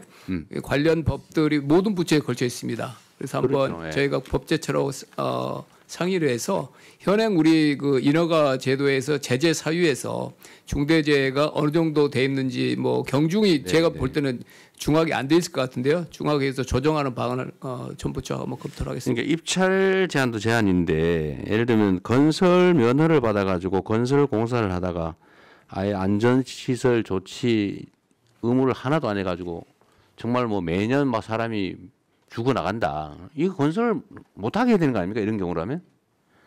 그럼 이런 경우에는 인허가를 아예 일정 정도는 정지, 일정 정도 반복되면 취소, 건설 면허를 취소한다든지 건설 면허를 그걸 한번 도입을 해보는 것도 어떨까 싶습니다. 일단 현황 파악을 하겠습니다. 네네. 그래서 제재를 아예 계약을 못하는 정도를 넘어서 더 심하면 아예 인허가 면허를 통째로 취소 정지시키는 것도 검토하시죠. 네, 검토하겠습니다. 네. 아, 네네 말씀하십시오. 이게 입찰 제한이라든가 하게 되면요 거의 100% 다 효력 집행정지 가처분 신청하고 법원에서 많이 받아집니다. 그리고 실제로 많은 조달청에서 입찰 제한을 하게 되면은 대기업 같은 경우는 로펌 선임해 갖고 효력 집행정지 가처분 받으더라고 그냥 해버리는 경우가 많습니다. 그래도 결국은 결론이 나면 판결이 나면 그때부터 정지될 거 아니에요. 예, 근데 그게 뭐 다른 어떤 수단이 있어서 그런지 뭐 계속 또 뭐 안 할 수는 많습니다. 없겠죠. 예. 근데 그것도 비용이니까. 다른 어떤 제재들 뭐 점수를 줄이든지 해서 네. 거의 다 그 효력 집행정지 가처분이 받아지니까 이게. 그것도 감안해서 검토를 하면 하죠. 어쨌든 뭐 제재를 당하는 입장은 그걸 포기할 수는 없을 테니까. 네. 그리고 다른 부처들 의견 있으면 말씀을 좀 하시죠. 누구 할까요? 네, 행안부. 네, 행안부 말씀드리겠습니다. 대통령님 아까 말씀 주신 것처럼 경찰청에서도 산재 전담 수사 인력을 확보해서 이 산재 관련 수사에 차질이 없도록 하겠다는 말씀드리고요. 행안부는 재난과 안전관리를 총괄하는 부처이기 때문에 이 기업 내에서 벌어지고 있는 산재도 경우에 따라서 화학 사고라든가 또는 화재 사고 또 공사장에서의 대형 붕괴 사고라든가 이런 것들이 사회 재난으로 그 대형화될 수 있다라고 하는 것을 염두에 두면서 이 범정부 차원에서 이 중앙재난안전대책본부를 가동 할 수 있는 그런 준비를 하고 있습니다. 그래서 노동안전 종합대책에게도 참여를 하고 있는데요. 그래서 그 행안부가 이 소관하고 있는 기업재해 경감법은 기업 내 재해를 줄이기 위한 이 법입니다. 그래서 기업 내에 재난 사고를 예방 대비 또 대응 복구하는 체계를 구축하도록 지원을 하고 있습니다. 아까 이제 이 금융위에서도 그렇고요, 또 공정위 또 조달청에서도 여러 가지 이제 이 중대재해를 일으킨 기업들에 대한 이제 불이익에 관한 말씀도 계셨는데요. 이렇게 이제 기업재해 경감법에서는 재해의 그 경감 활동 우수 기업을 지정해서 관리를 하고 있습니다. 그래서 재해 경감 활동을 잘 하고 있는, 그래서 ESG 평가를 잘 받는 기업에 대해서는 조달 가점이라든가 보험료 할인, 뭐 대출 금리 인하라든가 이런 그 인센티브 대책도 함께 마련해 주시면 기업의 안전 활동 대책을 독려하는 데 도움이 될 것 같다는 보고 말씀드립니다. 아까 말씀하신 것 중에 하여튼 경찰이 이 문제에 대해서는 좀 전문 전담 수사 조직을 만들어서 전담 수사 인력을 만들어서요. 예, 1차적으로는 근로감독관들이 판단을 해서 넘겨오는데요. 거기에 대한 법률적 대처 바로 이루어질 수 있습니다. 근로감독관을 한 다음에 경찰이 수사를 그 다음 단계 시작해요? 그 동시에 하잖아요. 동시에 들어가고 있습니다. 동시에 해야죠. 네. 알겠습니다. 또 다른 부처. 예, 대통령 해양수산부도 그 선원의 안전 사고들이 있습니다. 그렇군요. 예, 선원들 같은 경우는 이제 작업 환경이 거칠죠. 예를 들면 태풍이나 파도와 맞서 싸워야 되고, 그다음에 특히 이제 연근의 어선들의 경우에는 이제 선박이 상황은 좀 그리고 요약해서. 그래서 이 육상산업계 같은 경우는 이제 산업안전보건법 또 산업안전공단이 있어가지고 체계가 잡혀 있는데 마침 그 해상산업계는 이런 것이 없었는데 올 1월부터 그 어선안전조업법이라고 이것이 이제 시행이 됐습니다. 그래서 이 부분에 안전조치 미이행에 대한 처벌 규정이 들어가 있는데 이것을 좀 철저하게 좀 관리 감독을 해서 안전사고가 생기지 않도록 최선을 다하도록 하겠습니다. 네. 그 노동부 장관님, 지금 산업안전보건법에 각종 이렇게 무슨 의무 조항을 쭉 만들어서 이제 뭐 사업자가 지켜야 될 뭐 사항인가 쭉 있잖아요. 네네. 그것도 필요한 걸 계속 보완해 나가고 있겠죠. 네, 그렇습니다. 그런데 그걸 어길 경우에 대한 제재가 어느 정도예요? 제재가 예를 들면 뭐 있어요? 형사처벌, 산업안전조치 의무를 평소에 안 했다. 예를 들면 어디 건설 현장에 갔더니 추락 방지 시설을 하게 됐는데 안 하고 일 시키고 있더라라고 하면 제재가 어느 정도입니까? 과징금이 있을 수 있고. 아니 현재 제재가 어떠나요? 현재 제재 제가 모르겠습니다. 네, 파악해 보겠습니다. 누가 지금 시간 될 때 좀 찾아봐 주시고 법제처장이 좀 찾아주시고 지금 전화기를 다 뺐겠죠. 네. 나중에 그러면 한번 확인해 보겠습니다. 산안법에 위반했을 때 어느 정도 제재가 어느 정도냐. 보고 누가 좀 나가서 확인 좀 해봐 주세요. 그래도 시간이 좀 있으니까. 근데 일단 한 가지 참고로 말씀드린다면 여러 가지 좀 제재 조치가 있을 수 있을 것 같은데 아까 그 대통령님 말씀하신 것도 그렇고 그 갑부 장관님 말씀하신 것도 그렇고 사실은 그 예방을 강화한다는 측면에 있어서는 물론 이제 사고 발생 후의 예방이긴 하지만은 저희가 보기에 가장 실효적인 방법은 작업 중지 명령입니다. 작업 중지 명령을 내려놓고 위험 요소가 완전히 제거됐을 때 작업을 재개할 수 있다 그러면은 일단 사고 발생 후이긴 하지만은 가장 효과적으로 뭐 예방 활동을 할 수 있는 방법 중 하나라고 생각합니다. 그거는 하면 좋을 텐데. 근데 그거는 걸려서 작업 중지 명령하면 그때 걸려도 그때 걸릴 때 하면 되는 거니까. 그거는 지금 마련되어 있습니다. 네, 작업 중지 명령을 하고 문제는 산업 안전 시설 조치를 안 하고 평소에 하더라도 사고 안 나면 상관없는 상태잖아요. 지금 사실은. 그렇죠. 그거는 사고 나면 결과적으로 들어가서 뭘 위반했는지 지금 사후적으로 제가 그 최소 300명 구성해서 불시 단속하라는 거는 네네. 근데 안전 조치를 안 하고 법을 안 지키고 작업을 일을 시키고 있으면 그 뭐 제재가 있어야 될 거 아니에요. 그래서 거기서 만약에 사고가 안 나는데 불시 단속해서 걸렸다. 시정을 안 했다. 그 제재 정도가 너무 미약하니까. 미약하다. 뭐 걸리면 네, 뭐 시정할게요. 그러면 그만. 지금도 제가 본 노동부 장관님 가셔가지고 단속을 하더라도 고칠게요. 그러면 아마 그냥 오고 있을 거예요. 아니요, 거기서 바로 시정지시서를 내립니다. 해봐야 그냥 시정하면 되잖아요. 시정하면 되잖아요, 그냥. 아무런 불이익이 없잖아요. 그래서 이것도 사실은 스티커 발부하듯이 바로바로 현장에서 그 정도가 좀 안 된다는 거죠. 뭐 실질적인 제재가 없는데. 그러니까 이건 일종의 유예 기간 정도를 두고 이게 앞으로 안 하고 하면 일정 기간까지는 우리가 계도하는데 그 기간이 지나면 나중에 걸리면 최대로 제재한다. 하고 실제로 제재를 해야죠. 그래서 그 피해 정도가 커야 제대로 지킬 거예요. 그래서 지금 지키는 사람은 이익, 손해, 안 지키는 사람은 이익 이렇게 되잖아요. 그러니까 그 제재 정도 지금 누가 확인해 왔나요? 확인 좀 해달라니까 아무도 안 나갔어요? 네. 그래서 법전도는 앞으로 좀 갖다 놓도록 하십시오. 나 좀 찾아보게. 그러니까 이게 안전 조치를 안 하고 일을 하다가 문제가 되면 엄청난 과징금을 받든지 아니면 형사처벌을 받든지 제가 보면 벌금을 받든지 형사처벌을 별로 안 두려워할 것 같아요. 뭐 기껏해야 내가 보기에는 뭐 대통령님 그 안전조치 산업안전보고법 네. 안전조치 벌칙 조항은 근로자 사망 시 7년 이하의 징역 또는 1억 원 이하의 벌금입니다. 안전조치를 안 한 사실 자체에 대한 제재 조항은 없어요.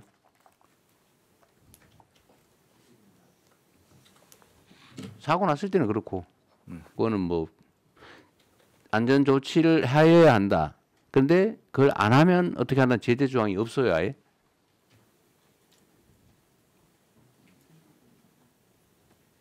그러니까 이게 사실은 우리의 문제죠. 이 많은 사람이 있는데 그걸 아무도 모른다는 사실이에요. 저도 문제죠. 저는 제재 조항이 당연히 있을 줄 알았는데. 그러니까 사용자 입장에서는 이런 상황이면 뭐 굳이 안 해도 사고 안 나면 돈 버는 거고 사고 나면 누가 대신 처벌받고 그냥 그 딱지 아까 말씀한 딱지 하나 받고 끝나버리면 평소에 돈 들여서 할 필요가 없죠. 대개는 이 인력을 추가 고용하든지 아니면 시설을 하는 비용이 들든지 작업 속도가 느려지든지 이런 현실적인 손실이 있잖아요. 그죠? 그러니까 안 지키는 거지. 근데 걸려도 제재가 별로 없어요. 사고 나면은 좀 심각해지지만 대부분 사고 안 나니까 그 돈을 버는 거죠. 지금 아직 못 찾았어요?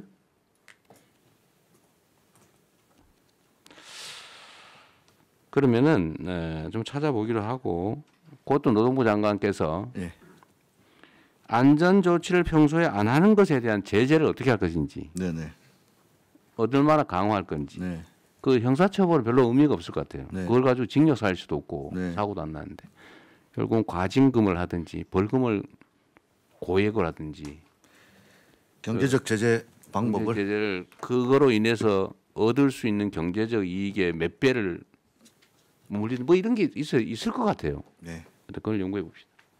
알겠습니다. 네, 그건 확인되는 대로 알려주세요, 누가. 네. 네, 누가 말씀하십시오. 네. 공개적으로 말씀하십시오. 네. 또, 자 그러면 더 없으면 제가 잠깐 네. 말씀. 네, 간단하게 말씀하시죠. 네. 인사혁신처장 최동석입니다. 요새 유명해지고 있어서 대단히 죄송스럽습니다. 이런 마이크로한 제재, 마이크로한 규정들을 만들어서 산재를 예방하고 중대재해를 예방하는 방식은 절대적으로 필요합니다. 제가 보기에는. 그런데 그것이 필요하지만 그것으로 충분하지 않다는 생각을 늘 가지고 있습니다.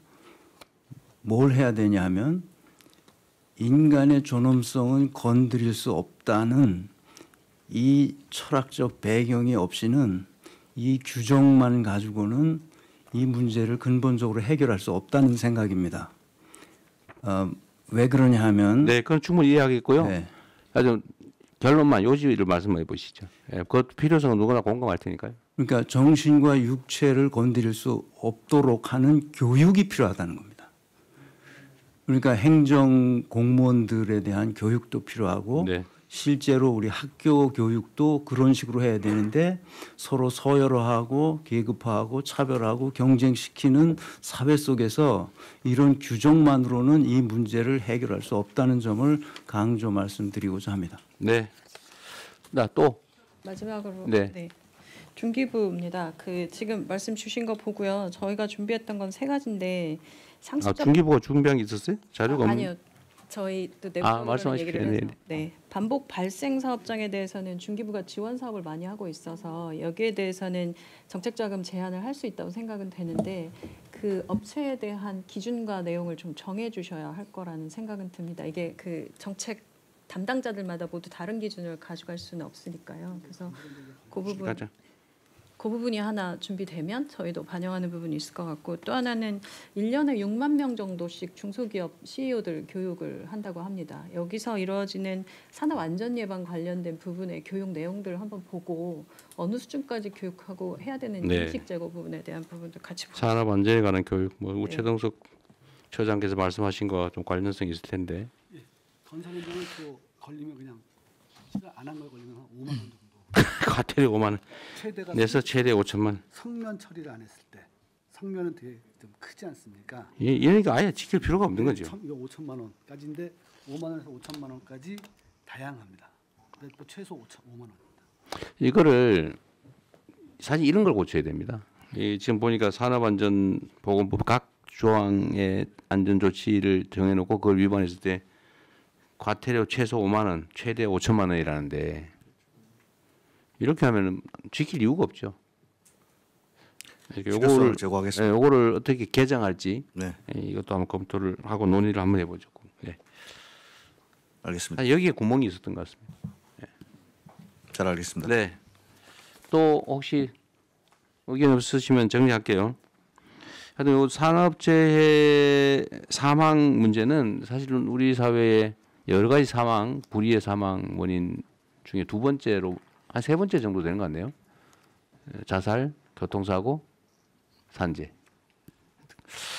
하여튼 이거를 다시 최소화할 수 있도록 각 부처가 노력을 해야 될 텐데 주무부처는 어쨌든 노동부가 할 거고 노동부 자체에서 하는 것 외에 다른 부처가 해야 될 일을 오늘 쭉 토론을 해봤는데 이제 정리를 할 거 아닙니까? 오늘 말씀하신 걸 다 정리를 할 텐데 그걸 최대한 신속하게 입법할 건 입법하고 규정으로 만들 건 만들고 또 현장에 필요한 조치는 하고 인력 예산 필요하면 요청하시고 네.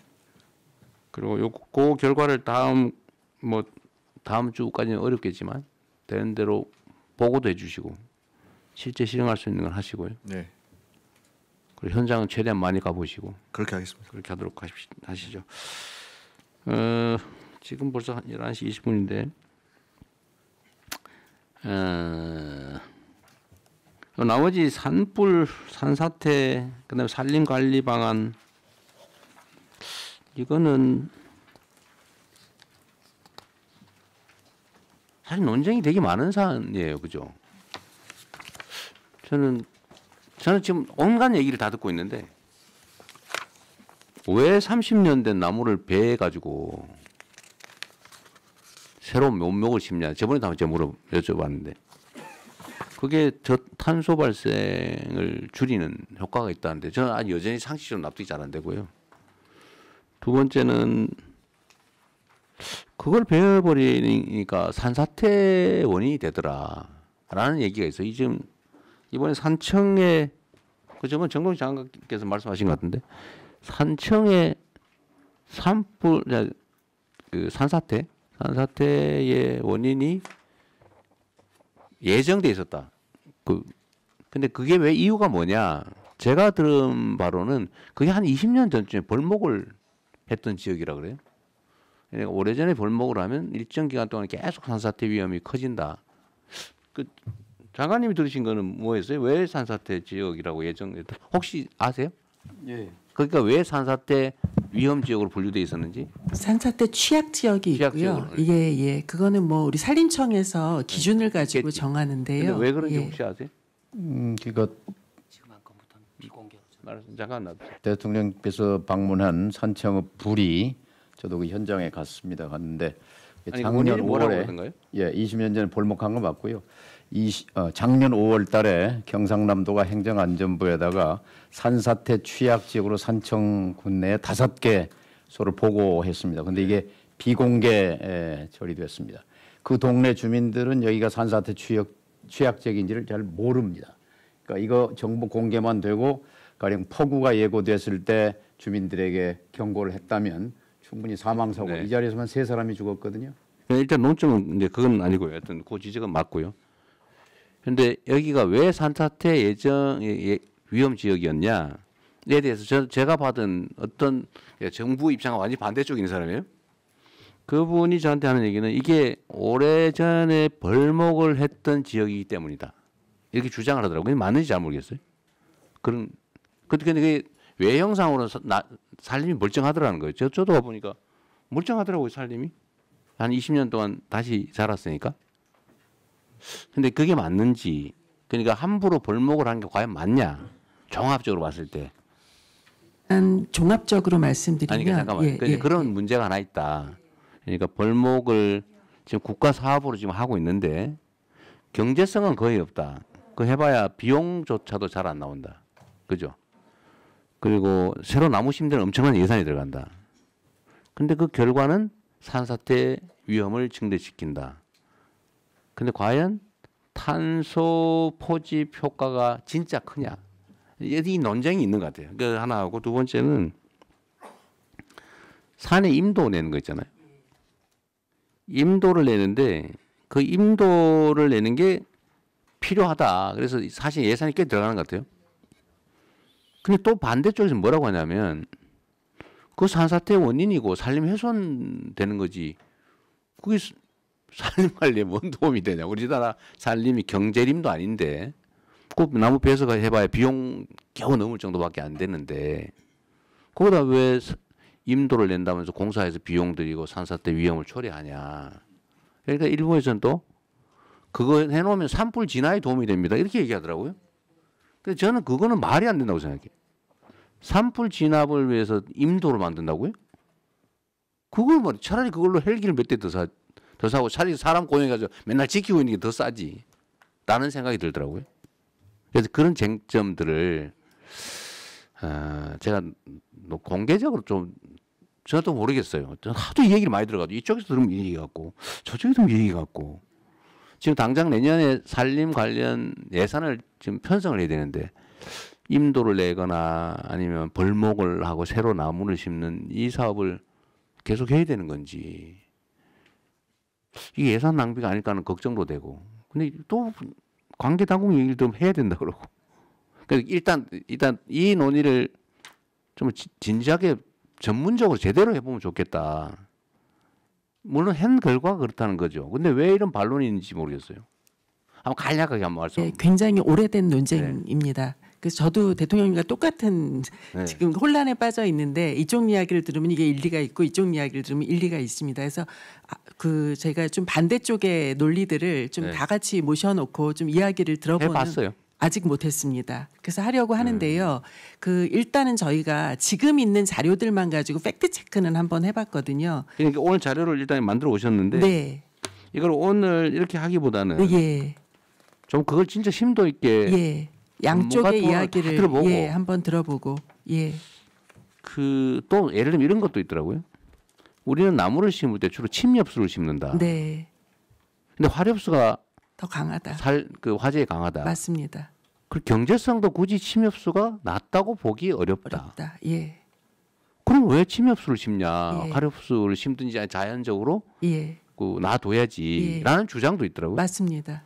근데 이 21세기 과학 문명 시대에 예. 저는 아직도 이런 거를 논쟁을 하고 있다는 게 이해가 잘 안 돼요. 이게 왜 과학적으로 결론이 안 나는지. 예. 그래서 이게 대통령님 그 네. 중요한 이제 논쟁 중에 핵심은 뭐냐면요. 우리 산림이 630만 헥타인데요. 그 중에 66%가 사유림이라는 데 있습니다. 네. 사유림을 경영하는 분 입장에서는 벌목이 네. 수확을 하는 겁니다.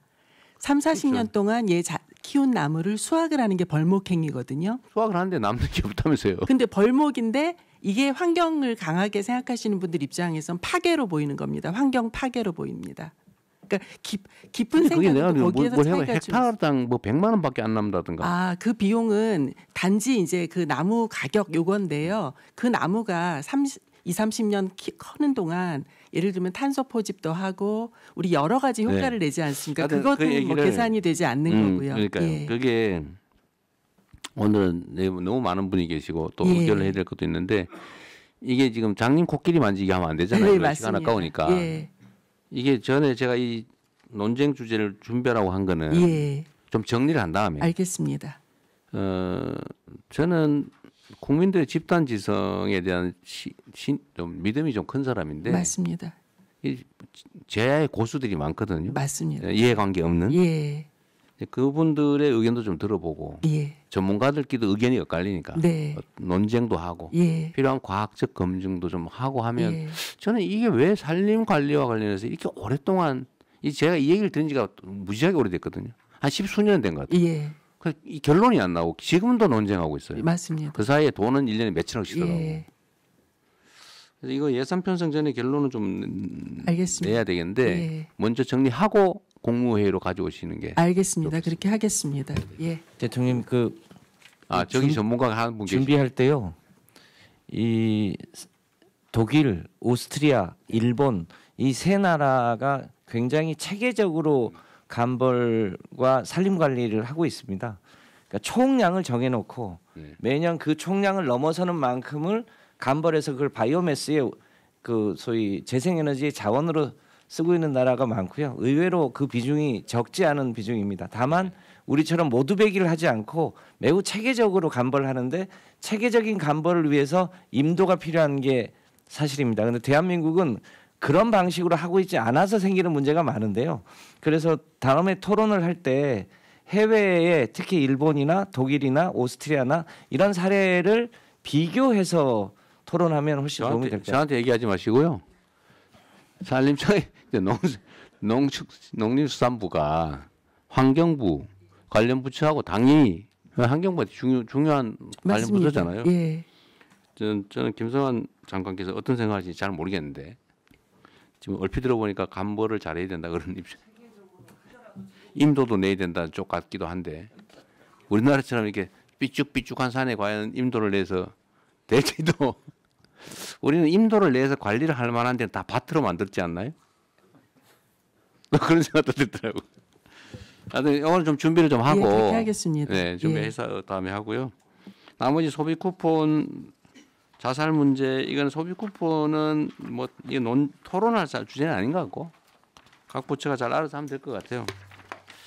그리고 자살 문제는 이거는 복지부가 준비를 하셨는데 이것도 충분히 좀 사례 조사나 각 관련 부처, 민간 전문가 또는 이해관계 집단 이런데 다 의견들 잘 모은 건가요? 계속 모으고 있는 중입니다. 아직 안 끝난 네, 거죠? 네, 아직 좀 진행 또 중입니다. 정리를 하고 난 다음에 얘기하도록 하시죠. 네, 그러겠습니다. 이거는 우리가 이 바쁜 시간에 장님 코끼리 만지듯이 하면 안 되니까요. 자, 자살 문제도 현황을 아는 거는 뭐 읽어보면 되니까 나중에 좀 더 정리한 다음에 다시 하도록 하겠습니다. 그리고 전에 우리가 각 외청들 보고를 받다가 말았죠. 외청 다 끝났나요? 조달청 하나 받았습니다. 조달청 하나밖에 못했죠. 얘기하다. 그러면 다음 국무회의 때는 여러분 그 외청 보고는 일단 중단하고 각 부처 순서를 정해가지고 주요 현안, 주요 개혁 과제 토론을 좀 하도록 하겠습니다. 어느 부처부터 할지는 총리께서 미리 좀 정리를 좀 하셔가지고요. 아마 국무회의 하고 필요하면 별도 시간을 좀 잡아야 될지도 모르겠어요. 실제 업무 보고를 아직 못 받았거든요. 각 부처 업무 보고를 받아야 되니까. 대통령 부처 업무 보고는 이제 부처별로 2개씩 돼 있는데요. 2개씩이요? 그걸 그런데 이제 그 형식은 사실 부처가 대통령한테 보고하는 형식이 있어서 지금 말씀하신 취지는 부처 업무 보고도 있지만 또 같이 토론도 하시자는 그런 취지여서. 네, 그렇습니다. 예, 국무회의 또 토론 이 시간과 부처 단독 업무 보고 형식하고 상의해서요 보고 드리겠습니다. 예. 근데 저는 지금 각 부처들이 너무 칸막이가 돼 있어가지고 저는 이제 사례들 한두 가지 말씀드렸습니다만 좀 직접 관련이 없어 보이도 다른 부처들이 그 얘기를 같이 나누는 게 중요할 것 같아요. 뭐 시간 낭비처럼 느껴질지 혹시 모르는데 그래도 한 번은 스크린하고 각 부처들이 다른 부처에 이런 주요 현안이 있구나. 그리고 대개 의제들은 다 다른 부처에 관련이 있어요. 아까 우리 본 것처럼 산재 사고만 해도 노동부 현안이라고 보통 생각하지만 사실 전혀 아니거든요. 노동부 독자적으로 해결이 안 돼요. 그래서 해결이 안 된 거예요. 전 부처가 나서 가지고 관계된 것들 다 해야 되기 때문에 그 세부적인 무슨 통계 자료니 이런 거는 그냥 보고할 때 서류로 대충 하면 되고 주요 현안, 예, 각 부처의 개혁 과제 이거는 같이 공유를 좀 해야 될 것 같아서 예, 그걸 국무회의에서 하고 그 중에 보완이 필요하거나 뭐 각 부처만 해야 될 게 있으면 따로 떼고. 알겠습니다. 예. 아니면 부처를 한 그룹핑을 서너 부처로 묶어서 같이 그래 할 하는 사안들은 것도 그렇게 하고. 그것도 하나의 방법. 부처는 따로 할 건 따로 하고. 예. 관련 부처 몇 군데만 할 건 몇 군데로 하고. 예. 같이 공유해도 괜찮은 거는 국무회의 할 때 그냥 신속하게 쭉 한번 훑어보고 나가게. 방식을 2개를 검토해서 보고 드린다. 단계별로 하죠. 예. 그 다음부터 하고 필요하면 국무회의를 일주일에 한 번이라도 몇 번 더 할 수도 있습니다. 업무 파악을 좀 빨리 해야 되기 때문에요. 그 다음 주 화요일부터는 끝나시면 좀 몇 부처부터 하루에 한 2개 부처 정도. 대통령 비서실장입니다. 그 안을 준비해 놓은 게 있어서요. 네. 예, 보고를 추후에 드리고 네. 논의를 국무총리님하고 하도록 하겠습니다. 알겠습니다. 이제 이거한 의결을 해야 되니까 회의는 비공개로 바꾸고 회의를 진행을 하도록 하시죠. 네.